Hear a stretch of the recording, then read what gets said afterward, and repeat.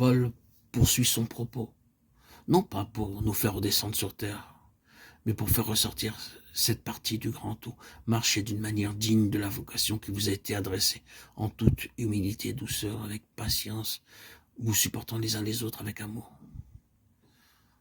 Ce verset ne nous dresse-t-il pas le portrait de l'agneau? Ne nous montre-t-il pas comment il faut marcher d'une manière digne de lui par rapport au dessein éternel de Dieu? Cela est clair. Comme l'hôte de roche, le texte dit, en toute humilité et douceur, avec patience, vous supportant les uns les autres avec amour. Ne distinguez-vous pas à présent 3 étapes?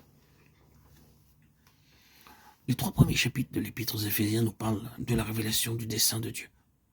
Ensuite, nous avons la marche dans l'esprit de l'agneau. Et comment cette épître se termine-t-elle? Marie, que chacun aime sa femme comme Christ a aimé l'Église, et s'est livré lui-même pour elle afin de la sanctifier en la purifiant et en la lavant par l'eau de la parole pour faire paraître devant lui cette Église glorieuse, sans tache, ni ride, ni rien de semblable. Les noces de l'agneau sont arrivées. Ce verset dit simplement de manière figurée que Dieu a atteint son objectif dans un groupe de personnes qui ont marché sur les traces de l'agneau, qui ont suivi sa voie, et maintenant, ils sont présentés à l'agneau comme son épouse. Les noces de l'agneau sont arrivées. Puis-je vous rappeler que ceci explique toute la peine que Dieu se donne? Il peut paraître effrayant de penser que plus nous aimerons le Seigneur, plus il nous conduira en eau profonde et plus nous désirons être entiers pour Dieu, plus il exigera que nous le soyons. C'est ainsi. C'est un fait. Dieu se donne un mal infini pour façonner ceux dont le cœur est vraiment décidé à le suivre.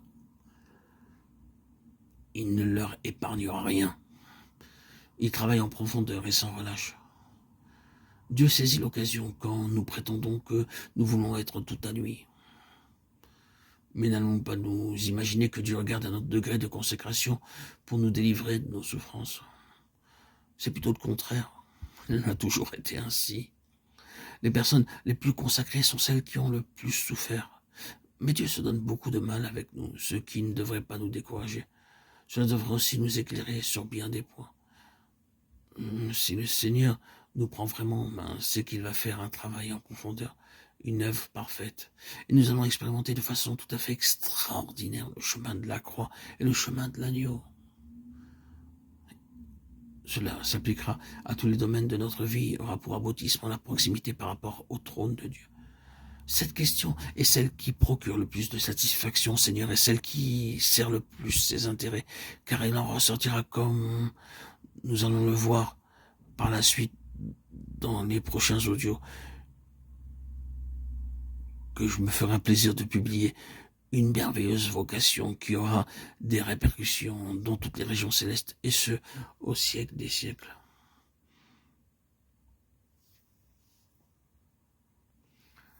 Amen. Je vous rappelle, juste à titre d'information, que tous ces textes, ces écrits, en ce qui concerne cette méditation présente, celle de Theodore Austin Spark, et que je me fais un plaisir de vous communiquer, ainsi que ceux de Watchman Nee, Jesse Penn-Lewis, frère Verborn et beaucoup d'autres, ne sont là que pour nous faire avancer, nous édifier dans la parole, dans la connaissance de Christ, et que je ne suis qu'un simple narrateur. Et que pour moi, lorsque je vous lis ces textes, je participe autant que vous à cette joie. Là, ça fait la 2e ou 3e fois que je lis ces textes. Mais c'est toujours comme si c'était la première fois. Tellement la véracité et la puissance de ces messages, de ces messagers de Christ, sont révélateurs